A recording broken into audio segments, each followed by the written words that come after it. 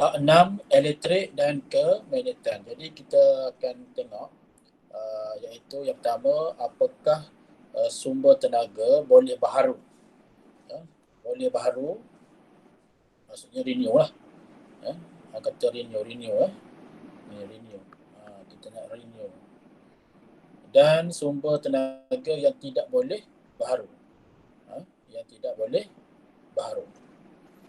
Yang kedua, kita akan lihat apakah fungsi transformer.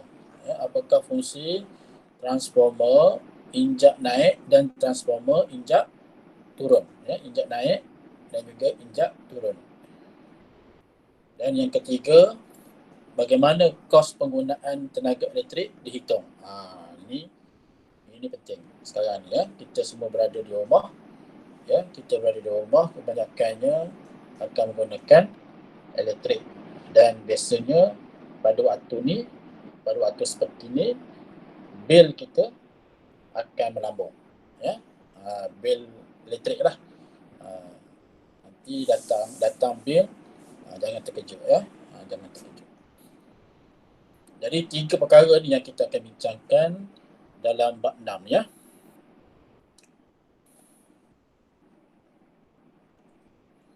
Seterusnya, ini sini galeri sains. Kita baca sikit. Menurut laporan Agensi Nuklear Malaysia, Malaysia perlu membina sebuah stesen janakuasa yang menggunakan tenaga nuklear. Tenaga nuklear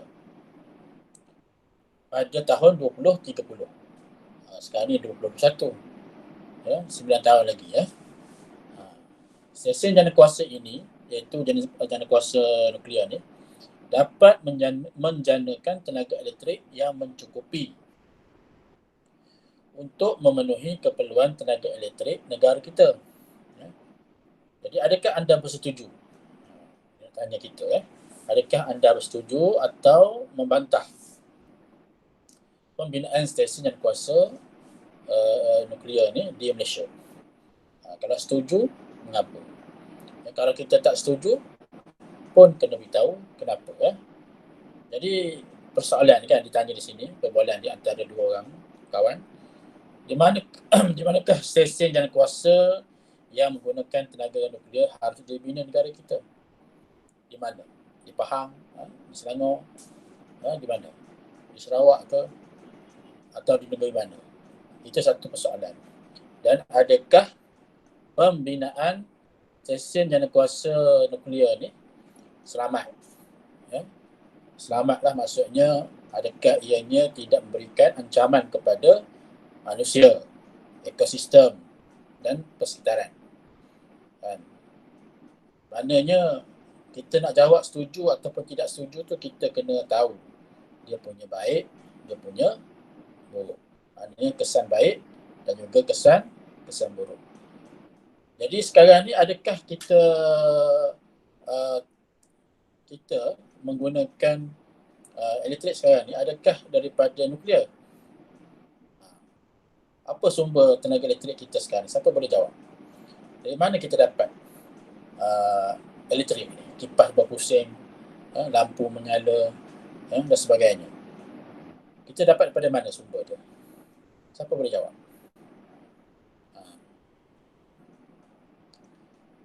Ada tak yang boleh jawab? Stesen janakuasa.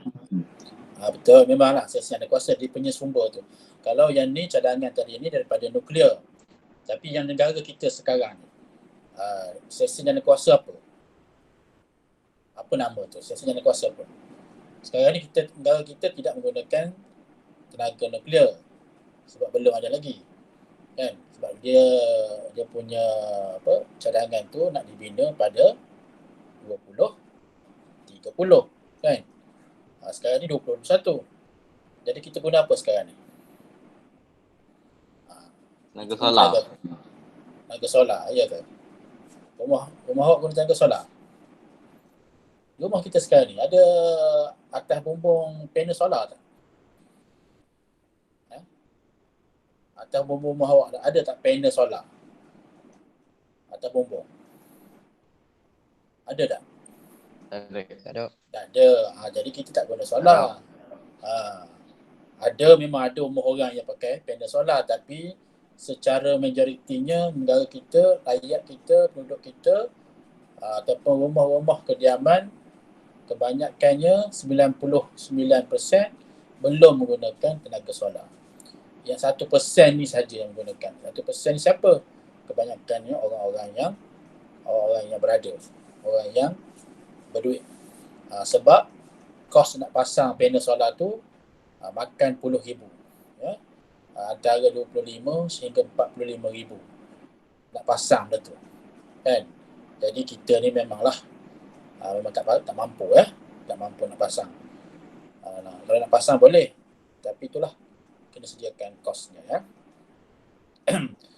Jadi sebenarnya negara kita ni, kita dapat elektrik sekarang ni kerana menggunakan air, ya, daripada air yang dipanggil sebagai hidroelektrik. Ya, hidroelektrik. Okey, hidroelektrik. Hidro ni maksudnya air. Hidro ni artinya air. Ya, air.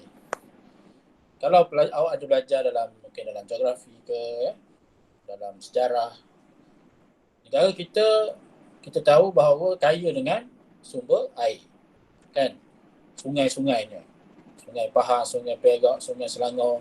Boleh katakan setiap negeri ada sungai, kan? Ada beberapa negeri je lah yang mungkin kurang sikit. Dia ada tapi dia tak besar. Seperti Melaka. Melaka kurang sikit, ya. Ataupun mungkin Negeri Sembilan kurang sikit. Jadi air dia ada tapi sungai dia tak besar. Macam Pahang ni besar. Jadi apa yang dia buat ialah membina empangan. Tahu tak empangan? Ya, empang, empangan. Okey, empangan. Daripada empangan ni lah dijana elektrik. Dari negara kita menggunakan stesen jana kuasa hidroelektrik untuk menghasilkan elektrik. Tengok gambar bawah ni, ya. Tengok gambar bawah ni, ini adalah panel solar. Kalau perasan, kalau kita pergi ke kita ikut highway, ya, ikut Gambang, kan, nak pergi ke Rompo sebelah kiri, kan. Kalau kita ikut jalan lama sebelah kanan lah. Kalau ikut highway sebelah kiri, kita akan dapati banyak ni, ya, dibina, iaitu inilah ini panggil panel solar. Panel solar. Tapi walaupun banyak dibina di situ, negara kita ataupun penduduk negara kita masih lagi belum menggunakan sepenuhnya. Dia hanyalah pilihan saja. Pilihan tu ada, tapi pilihan tu bukan percuma. Pilihan tu kena bayar, ya. Jadi kalau awak perasan dalam bil elektrik, kalau nanti kalau ada masa tengok, ya. Tengok bil elektrik, bil TMB tu di bahagian belakang ada, ataupun mungkin ada lampiran dia bagi satu flyers, dia bagi layar kertas, iaitu skim masuk panel solar di rumah. Dia tahulah gitu. Baik. Jadi kata kunci yang kita akan belajar dalam bab 6 ni antaranya ialah stesen jana kuasa, arus aruhan, arus terus, arus ulang alik, gegelung primer, gegelung sekunder, voltan input, voltan output, rangkaian grid nasional, dawai bumi, litar pintas, kejutan elektrik, kilowatt jam, dan juga kecekapan tenaga. Okay, dalam bab 6 ni, ya, kita akan jumpa, ya, kata kunci yang disenaraikan tersebut. Sekarang kita masuk pada subtopik yang pertama, iaitu 6.1, penjanaan tenaga elektrik. Kataan penjanaan ni, jana ni artinya dia nak menghasilkan, penghasilan tenaga elektrik, ya.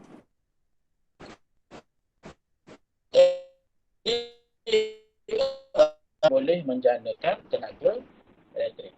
Jadi ditanya di situ, ya, tahukah anda negara kita Malaysia merupakan sebuah negara yang sungguh berjaya, ya, menggunakan pelbagai sumber tenaga untuk menjana tenaga elektrik. Jadi soalan dia, apakah sumber tenaga yang digunakan di Malaysia untuk menjana tenaga elektrik? Itu soalan dia kan. Jadi penjanaan tenaga elektrik menggunakan pelbagai sumber. Disebut pelbagai ni lebih bersatu lah. Sumber tenaga yang berbeza ini boleh dikelaskan kepada dua kumpulan yang utama, iaitu sumber tenaga boleh baharu, okey, dan juga sumber tenaga tidak boleh baharu. Seperti yang ditunjukkan dalam rajah di bawah, ya. Kita tengok rajah di bawah. Okey. Jadi sumber tenaga yang boleh baharu bermaksud sumber tenaga yang boleh digantikan. Okey, yang boleh diganti. Okey, secara berterusan dan tidak akan habis. Dia kata renew tadi ni. Ya, kita renew. Contoh tenaga hidro, air. Ya, selagi air sungai tak kering, ya, selagi air laut tak kering, jadi kita akan boleh dapat tenaga daripada hidro.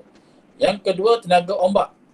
Ya, tenaga ombak, tenaga solar, dan tenaga pasang surut, tenaga angin, tenaga biojisim, dan juga tenaga geotermal.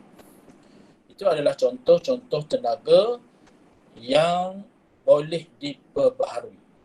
Ya, yang boleh diperbaharui dan dia tidak akan habis.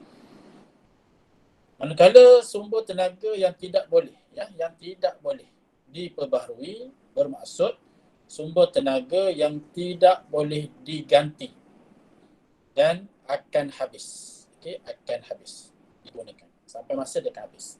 Contoh tenaga nuklear, arang batu, gas asli dan juga petroleum, ya. So kalau kita dapat senaraikan di sini, ya, yang tenaga boleh diperbaharui lebih lama, ya, lebih lama berbanding dengan tenaga yang tidak boleh diperbaharui.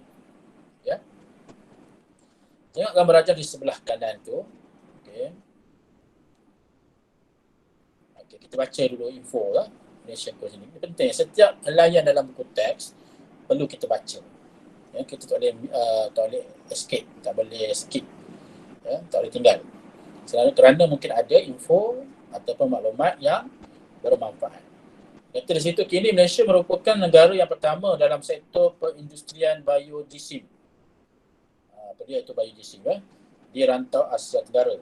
Sarawak dan Sabah merupakan dua buah negeri yang mempunyai kepelbagaian dan kuantiti sumber biojisim yang paling banyak. Berbagai jenis biojisim ini termasuklah biojisim kelapa sawit, ya, hutan, pokok getah, sampah sarap. Sampah tu boleh jadi sumber tenaga, ya. Sekam padi, jagung dan sebagainya. Jadi sumber-sumber ni boleh jadikan sebagai sumber biojisim yang boleh menghasilkan tenaga. Selain penjanaan tenaga elektrik, biojisim juga digunakan untuk menghasilkan produk yang inovatif seperti bahan binaan bangunan yang baharu. Baik, kemudian kalau kita lihat di bawah, ini adalah contoh stesen jana kuasa hibrid, ya, hybrid ataupun hibrid di Pulau Perhentian Kecil, Terengganu. Dia menggunakan kincir, ini kincir angin. Kincir angin. Kincir angin. Mungkin kawasan ni sesuai dibina kincir angin. Selain itu dia menggunakan ni, ya, panel solar. Okey, panel solar. Ini adalah panel solar untuk tenaga solar. Okey. Jadi itu dia punya sumber tenaga dan juga diesel lah. Diesel tu mungkin dia nak menggerakkan jentera berat yang beroperasi di kawasan tersebut lah. Ya. Baik. Jadi diesel ni dia berasal daripada petroleum lah, daripada petroleum. So angin ni adalah sumber yang boleh dibaharui Solar pun begitu, tapi diesel ni bahan yang boleh habis ataupun sumber tenaga yang boleh berkurang. Jadi yang dari segi notanya, bila awak nak buat nota, inilah pentingnya. Ini penting. Ini masukkan dalam nota. Masukkan dalam nota awak. Tak perlu awak salin semua. Tak perlu. Dari segi kalau nak buat nota, tak perlu awak salin semua, tapi yang mana yang penting. Okay. Kita tengok. Stesen janakuasa di Malaysia. Tengok satu-satu. Stesen janakuasa di Malaysia. Yang pertama ni, stesen janakuasa hidroelektrik Bakun. Ini di Sarawak. Bakun di Sarawak. Ini kita tahu. Okay. Tenaga dia, tenaga hidro. Sebab daripada sungai. Okay, ini sungai.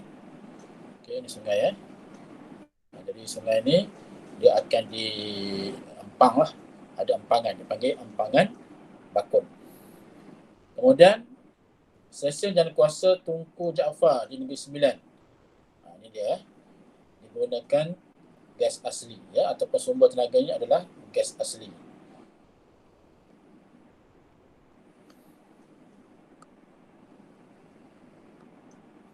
Okay. Kemudian, stesen janakuasa Sultan Azlan Shah di Manjung, Perak. Sumber tenaganya adalah arang batu. Arang batu ni boleh habis. Boleh habis.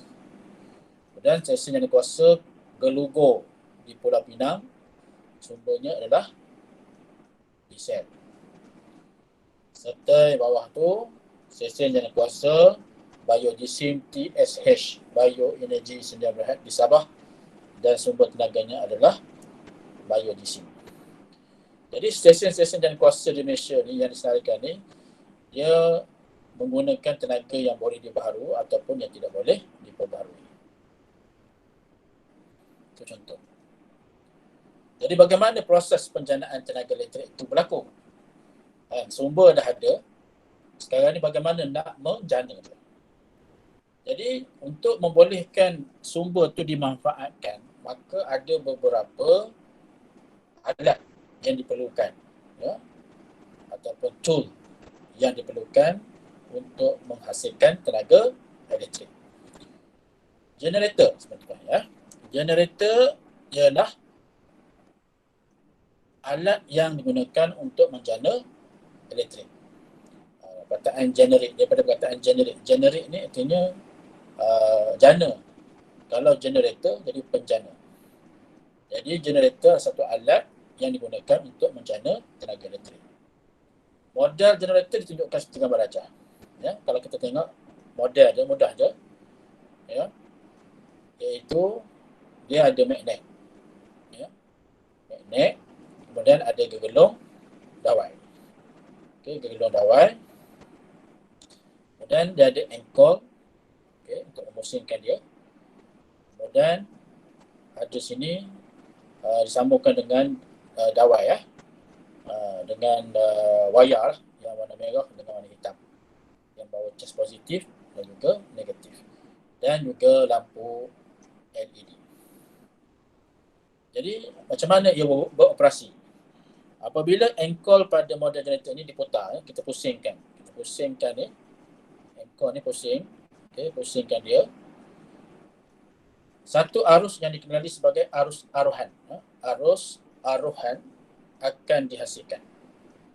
Jadi kesan daripada pergerakan arus aruhan dalam dawai dan juga wayar, ia akan mengalir sehingga menyalakan lampu LED.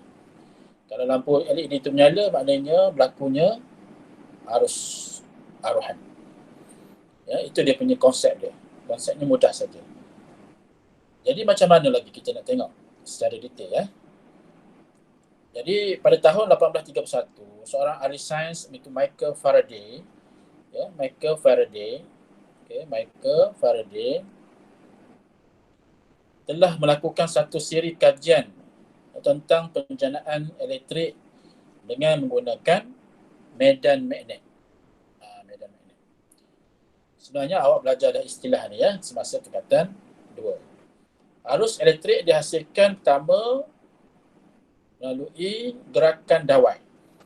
Ya, gerakan dawai. Jadi gerakan dawai ini menyebabkan garis medan magnet dipotong. Okey, garis medan magnet dipotong.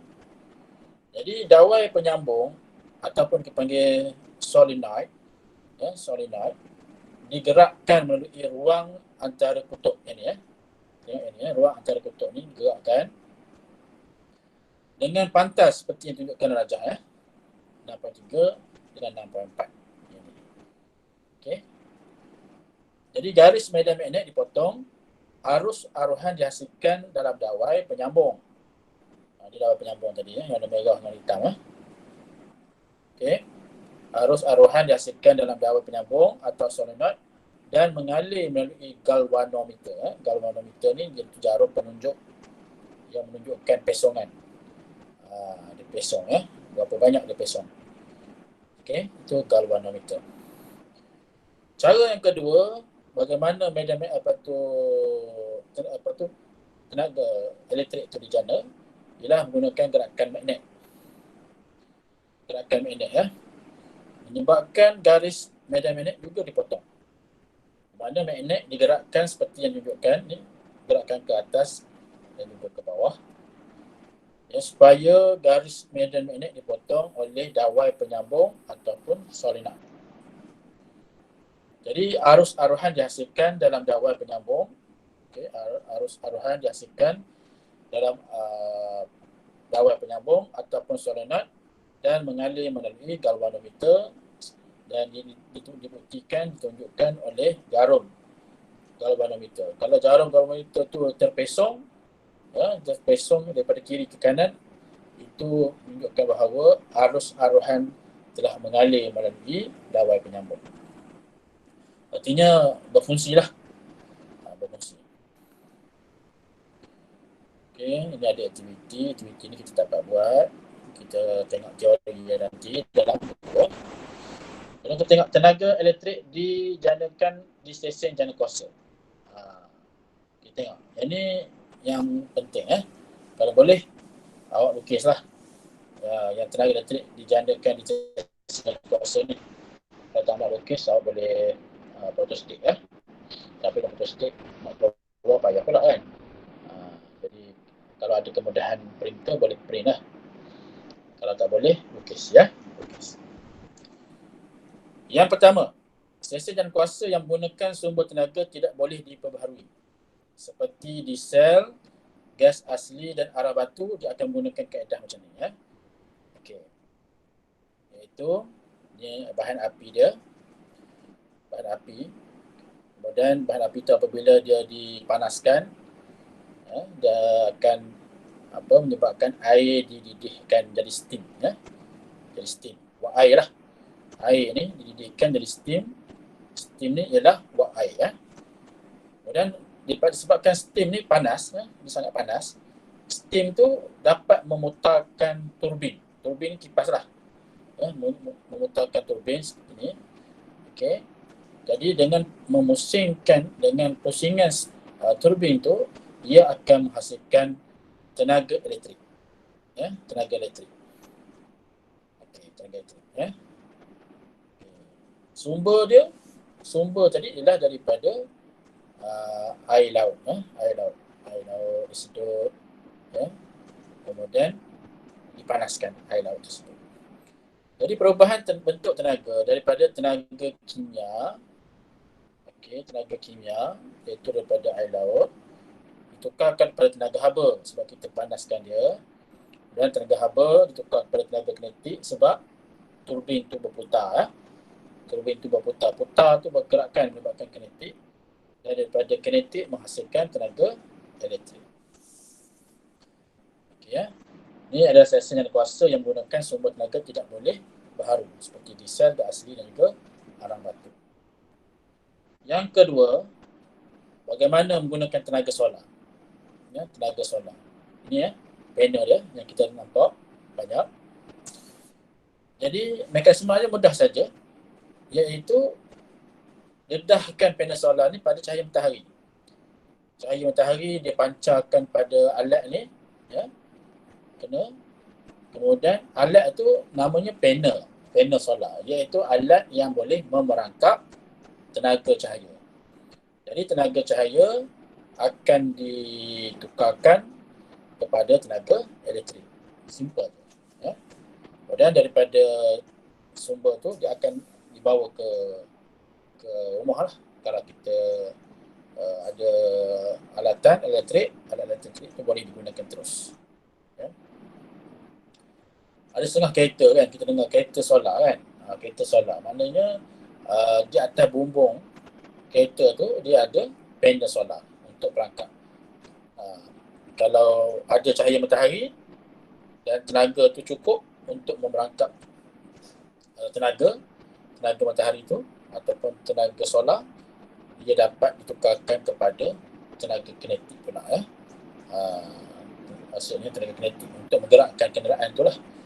Maknanya menggunakan sistem daripada cahaya matahari, solar, kemudian tenaga elektrik, kemudian tenaga kinetik sebab melibatkan pergerakan. Okey. Yang ketiga, stesen jana kuasa hidroelektrik. Ini yang banyak digunakan sekarang di Malaysia ya.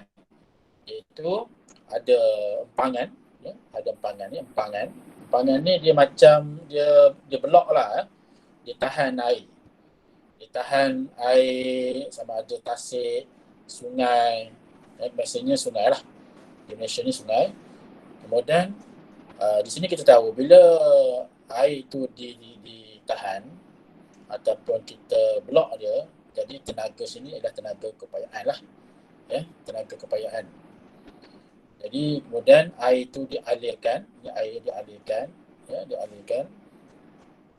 Air itu masuk sampai di turbin tu akan berputar. Kita tahu bila kipas berputar, ya, dia akan menghasilkan tenaga elektrik. Konsep dia. Jadi kalau kita tengok dia punya mekanisme, air yang tersimpan dalam empangan yang tinggi, okey. Jadi tenaga ni adalah tenaga kepayaan graviti. Kemudian air mengalir dari aras tinggi ke aras rendah. Ya. Jadi daripada tenaga kepayaan tukar kepada tenaga kinetik, iaitu apabila aliran air memutarkan turbin. Kemudian apabila turbin itu berputar, tenaga kinetik ditukarkan kepada tenaga elektrik. Ya, contoh. Yang pindahlah ke rumah. Dia adalah menara kan. Kita ada menara, kita tengok tinggi-tinggi ya, menara elektrik. Kita panggil pencawang kan. Pencawang elektrik. Kemudian dipindahkan, dihantar. Ini kita akan belajar nanti ya, lebih lanjut nanti. Itu bahagian grid nasional. Yang keempat, bagaimana yang menggunakan tenaga angin. Jadi yang menggunakan tenaga angin, dia perlu ada kincir angin lah. Ya. Mana kincir angin ni dia ada bilah, macam kipas macam biasa lah. Ya. Jadi macam mana dia beroperasi? Iaitu udara yang bergerak atau angin yang bergerak ni akan menggerakkan bilah. Ya, angin datang daripada depan. Ya. Angin pada depan, angin. Jadi kipas ni berputar kan. Kipas tu berputar.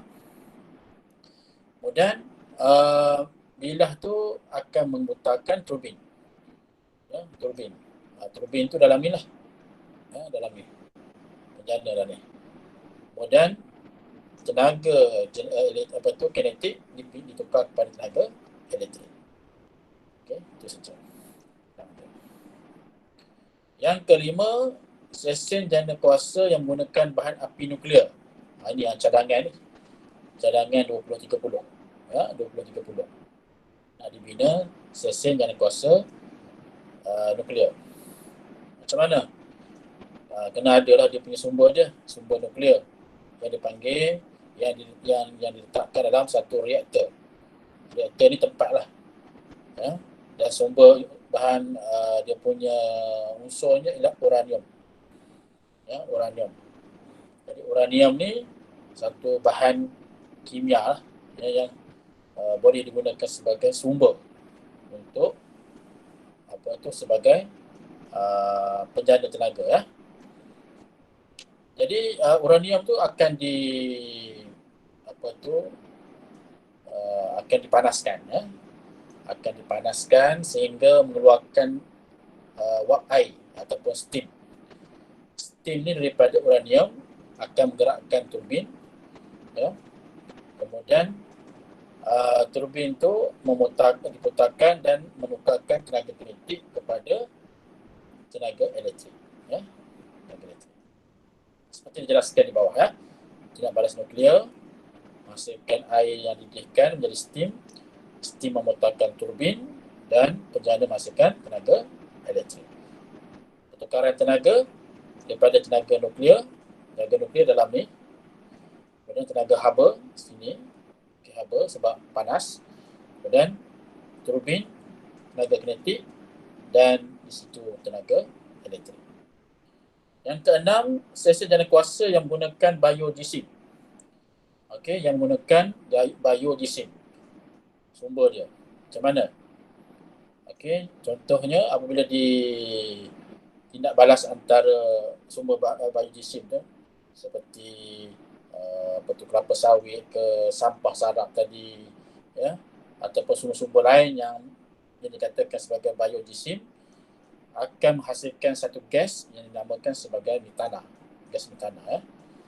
Jadi gas ini akan menguap dan menghasilkan steam, ya, steam. Bakaran metana tu menghasilkan steam. Kemudian steam biasa dia akan menggerakkan turbin. Jadi turbin akan tukarkan daripada tenaga kinetik kepada tenaga elektrik. Sebenarnya konsep dia sama je.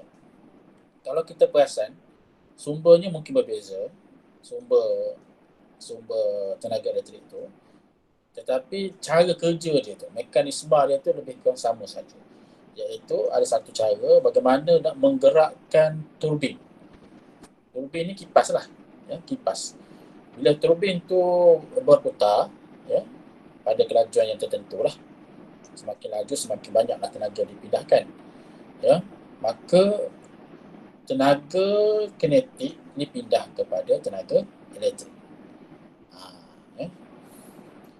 Cuma mungkin perubahan tenaga tu berbeza bergantung kepada sumber tenaga tu. Kalau sumber daripada metana contohnya, dia tenaga kimia ditukar kepada tenaga haba. Haba tu mesti ada sebab dia tukar kepada steam. Jadi taklah susah mana sebenarnya. Habis yang tu. Kemudian kita akan lihat sikit lagi, ya, untuk sampai buku 2, kemudian kita akan tengok buku SPS. Iaitu arus terus dan juga arus ulang alik. Biasa dengar tak istilah ni? Ya, arus terus dengan arus ulang alik. Biasanya dalam makmal kita jumpa AT dan juga AU, ya. AT dan juga AU. AT ni menunjuk kepada arus terus, AU ialah arus ulang alik. Okay. Jadi sebenarnya telah belajar masa form 2 disebut di sini. Adakah anda masih ingat tajuk arus elektrik yang telah anda pelajari di tingkatan 2? Ya. Adakah cas elektrik mengalir melalui suatu konduktor dalam satu arah sahaja atau dalam arah yang berubah-ubah secara berterusan? Itu soalan. Ini akan menghasilkan dua istilah, iaitu arus terus dan juga arus ulang alik. Apakah yang dikatakan arus terus ataupun AT? Arus terus ialah arus elektrik yang mengalir dalam satu arah saja. Ya, satu arah, one direction. Ya, satu arah saja. Contoh alat yang menggunakan arus terus ialah seperti yang ditunjukkan. Ini lampu solar. Ya, kita guna apa dalam ni, ya? Sumbernya ialah bateri, kan? Bateri. Kita ada mungkin 2 ataupun 3 bateri yang saiz sedang, ya. Saiz sedang. Kemudian kalkulator, ya. Kalkulator ni kita guna bateri juga, ya. Tapi bateri dia mungkin berbezalah dengan bateri yang digunakan untuk lampu solar.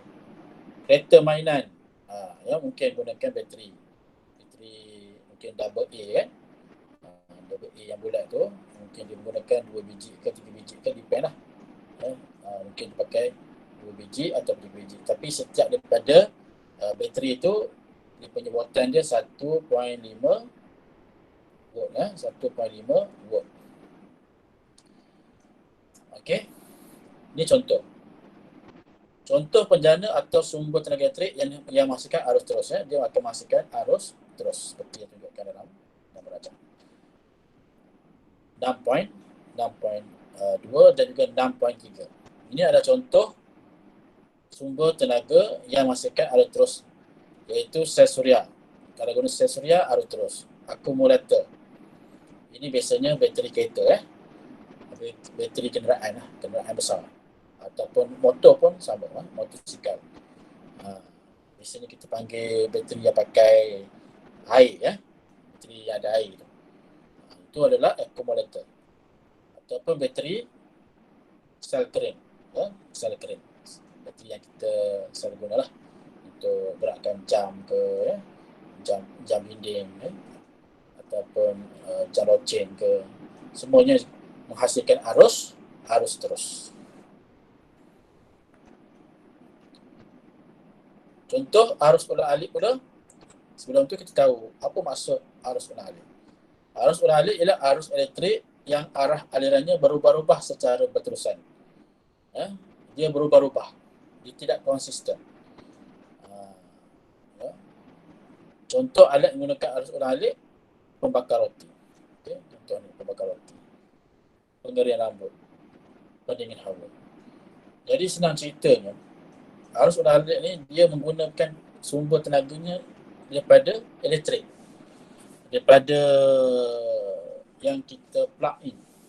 Kita plug in dia. Kita ada dia punya soket dekat dinding rumah kita. Kemudian kita plug in dia. Kita on. Jadi aliran arus yang masuk ke dalam alat elektrik ini adalah jenis ulang-alik. Ulang-alik. Ulang-alik ni maksudnya dia berubah-ubah. Dia boleh jadi secara direct, dia boleh juga patah balik. Dia berubah-ubah. Dan dia berterusan. Sehingga alat itu boleh bawa. Sehingga teruslah. Sebab itu, kalau kita menggunakan elektrik di rumah, walaupun kita offkan, kita offkan alat elektrik itu, kita kena cabut plug tu. Kena cabut. Lepas kita dah letak, kita dah guna, kemudian kita offkan switch, kita cabut plug dia. Kalau kita tak cabut plug, walaupun kita offkan switch tu, arus ulang-alik ni masih boleh berlaku. Dia boleh terus walaupun kita offkan. Sebab dia ada penyambung dia. Sebab itu alat elektrik yang tidak digunakan kita kena cabut. Kecuali alat-alat yang memang susah kita nak tinggalkanlah, seperti peti sejuk. Kan? Peti sejuk kalau kita offkan nanti habislah rosak.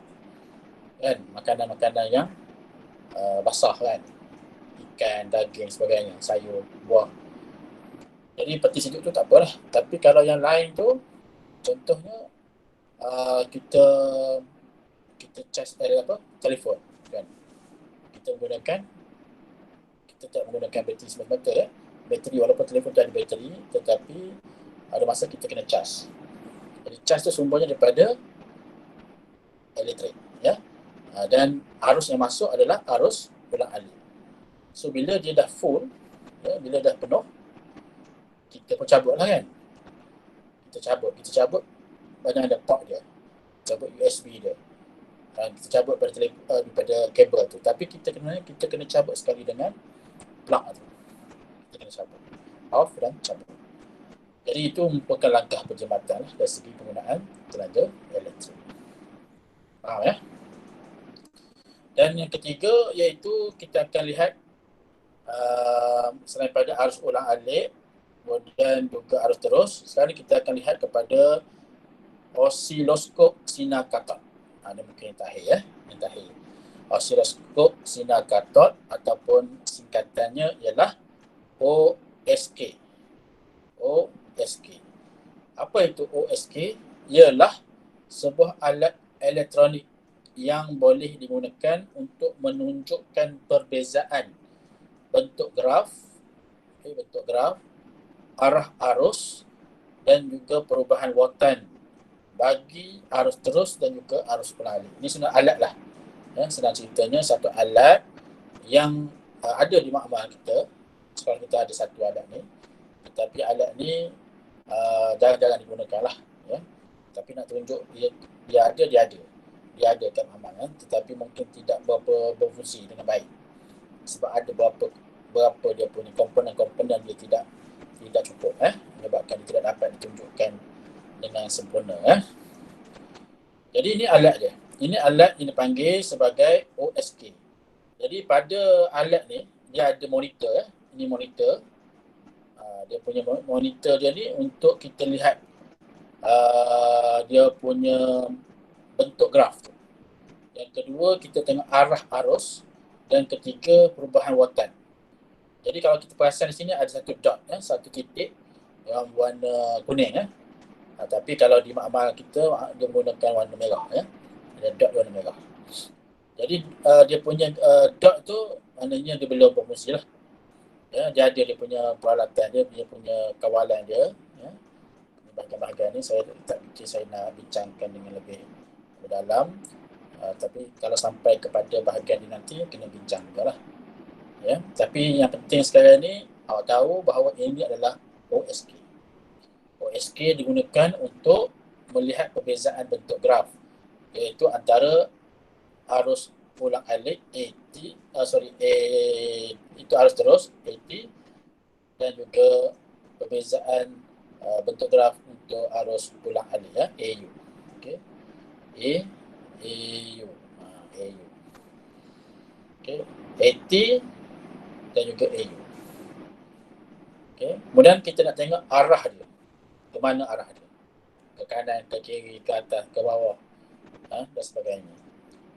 Itu juga dengan arus ulang alik dari segi mana dia punya pergerakan. Habis itu, ini aktiviti lah sepatutnya kita buat. Aktiviti untuk kita lihat bagaimana graf bagi arus ulang alik dan juga arus terus. Tapi kita akan belajar secara teori saja. Kemudian kita akan lihat okey ni dia ada bagi hint lah. Ini contoh arus terus. Ini arus terus. Arus terus ni graf dia macam ni, senang aja. Ini arus terus, ini arus terus. Ini adalah arus ulang alik. Ulang alik ni dia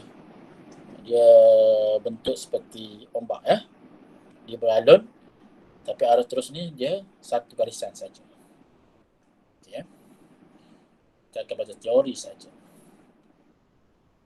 Jadi bagaimana menyelesaikan masalah berkaitan dengan bekalan tenaga elektrik dalam kehidupan?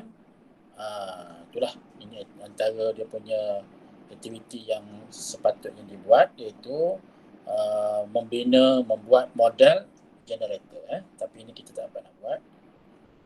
Okay. Untuk inovasi ni. Walaupun pakai atap daripada daun apa ni?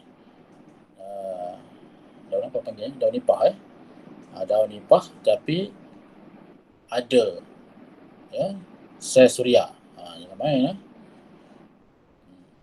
Ataupun sekarang ni penghantaran dan pengagihan tenaga elektrik tanpa wayar. Dia charge tanpa memerlukan wayar. Wireless electric transmission and distribution. Ini dah ada sebenarnya, tapi mungkin kita jarang pakai lah. Okey, praktis 6.1 ni saya nak ni awak buat. Ini sebagai kerja. Okey, inilah homework. Saya tulis sebagai HW ataupun KR, kerja rumah. Homework ataupun kerja rumah. Jadi praktik formatif 6.1. Sila tak perlu salin soalan. Cuma tulis nombor soalan, nombor 1 apa dia menyebab dan terus jawapan dia. Nombor 2, okey, terus pergi pada 2A, jawab dia. Dalam susunan yang manakah LED menyala? Susunan P ke? Susunan Q ke? Ataupun susunan tengok gambar tadi dalam buku ada. bandingkan yang mana yang akan menyala. Kalau menyala, yang mana, kenapa yang tu menyala, kita berikan sebab. Dan dalam sunan manakah yang tidak menyala, pun bagikan sebab dia. Okay. Kemudian yang ketiga, fungsi OSK ada dalam nota tadi ya. Ada dalam nota. Okey. Habis. Ada soalan? Bukan habis lagi kita punya kelas ya. Ada lagi kita akan gunakan lepas ni WhatsApp.